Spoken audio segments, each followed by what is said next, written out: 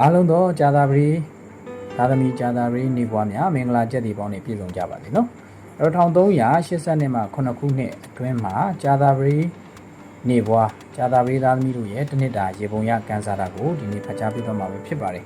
အဲ့တော့1389ခုနှစ်ကကြာသာပတိနေပွားကြာသာပတိသားသမီးတွေအတွက်ကိုယ်ပိုင်အစွမ်းအစကိုအပြည့်အဝပြသနိုင်မယ့်အချိန်ဖြစ်ပါတယ်ရန်တိုက်ခံအပြိုင်ဆိုင်တွေများလာတတ်ပြီးတော့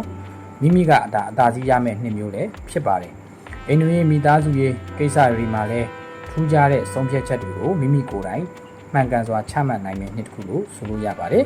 အဲ့တော့စီးပွားနဲ့ငွေကြေးမှာတော့အင်မတန်ကံကောင်းတဲ့နှစ်တစ်ခုလို့ပြောလို့ရပါတယ်လုပ်ငန်းစီးပွားတိုးတက်မှုတွေကြုံရမှာဖြစ်တယ်လို့လုပ်ငန်းတိုးချဲ့ဖို့စဉ်းစားထားတယ်ဆိုရင်လည်းဒါဒီနေ့ကတိုးချဲ့တဲ့အချိန်ဖြစ်ပါတယ်ငွေကြေးနဲ့ပတ်သက်ပြီးတော့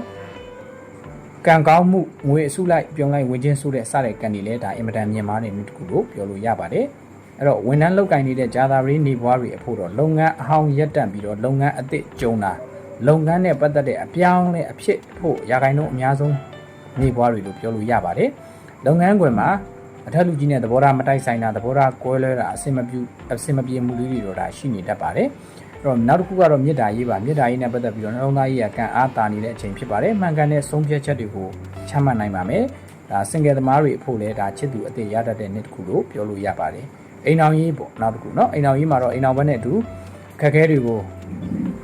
ကောင်းမွန်စွာရင်ဆိုင်ကြော်ပြနိုင်မယ့်နေ့တစ်ခုလို့ဆိုရမှာဖြစ်ပါတယ်မောင်တထမ်းမေတရွက်စူးစမ်းလုတ်ကင်ပြီးတော့အိမ်အောင်ရေးကံကောင်းမွန်တင့်မြတ်နေတဲ့အချိန်တစ်ခုလို့ဆိုလို့ရပါတယ်ကျမ်းမာရေးပိုင်းမှာတော့ဒါထိမိခိုင်းမိဖြစ်တတ်တာလေးတွေကိုသတိထားဖို့လိုအပ်ပါတယ်ခြေလက်ခေါင်းစတဲ့ကိုရင်ကအစိပ်ပိုင်းတွေနဲ့ပတ်သက်ပြီးတော့မတော်တဆထိမိခိုင်းမိဖြစ်လွယ်တတ်ချိန်ဖြစ်လို့သတိထားပြီးတော့သွာလာနေထိုင်ရမှာပဲဖြစ်ပါတယ်ဓာတ်ခိုက်စာကတော့အစီစိမ့်ဖြစ်လို့အစီစိမ့်ကိုတနိုင်တော့ရှော့စာပေးတင်ပါတယ်နောက်တစ်ခုကတော့နိုင်ငံရခြားကံပါနိုင်ငံရခြားနဲ့ပတ်သက်ပြီးတော့ရဝေးနိုင်ငံရခြားနဲ့ပတ်သက်တဲ့ကံအားတာတဲ့အချိန်ဖြစ်ပါတယ်နိုင်ငံခြားနဲ့ပတ်သက်တဲ့လုပ်ငန်းကိစ္စတွေလည်းဒါကံအခွင့်အလမ်းပွင့်လန်းတဲ့နှစ်လို့ဆိုလို့ရပါတယ်အဲ့တော့1389ခုနှစ်မှာဂျာသာပရိနေဘွားဂျာသာပရိသားသမီးကိုတနစ်တာလုံးကန်းစားတာတိုးတက်မြင့်များကောင်းမွန်နေဖို့အတွက်ဂျာသာပရိနေမနက်9နာရီရနေပြီးတော့10နာရီခွဲအတွင်းမှာမိမိအိမ်ဘုရားကျောင်းဆောင်မှာဖြစ်စေဘုရားစေတီတဆူရဲ့ဂျာသာပရိတောင်းမှာဖြစ်စေဇီးရှင်းညွန့်ကိုစူးဖယ်ရမှာဖြစ်ပါတယ်ဇီးရှင်းညွန့်ရောင်းနိုင်မွေးတိုင်း8တိုင်းစီထူတန်းပြီးတော့ဒါလိုရာဆူတောင်းပေးမယ်ဆိုရင်ကန်းစားတာတွေတိုးတက်မြင့်မားပြီးတော့ကောင်းမွန်လာပါလိမ့်မယ်ဒါကတော့1389ခုနှစ်ဂျာသာပရိနေဘွားဂျာသာပရိသားသမီးတို့ရဲ့တနစ်တာရေပုံရကန်စာတာနဲ့ရေရာပဲဖြစ်ပါတယ်အားလုံးသောဂျာသာပရိနေဘွားများမင်္ဂလာကျက်တည်ပေါင်းနဲ့ပြည့်စုံပြီးတော့နှစ်သက်မှာပျော်ရွှင်ချမ်းမြေ့မှုပေါင်းခံကြောင်းကြပါစေလို့ဆုတောင်းမေတ္တာပို့သပေးလိုက်ပါတယ်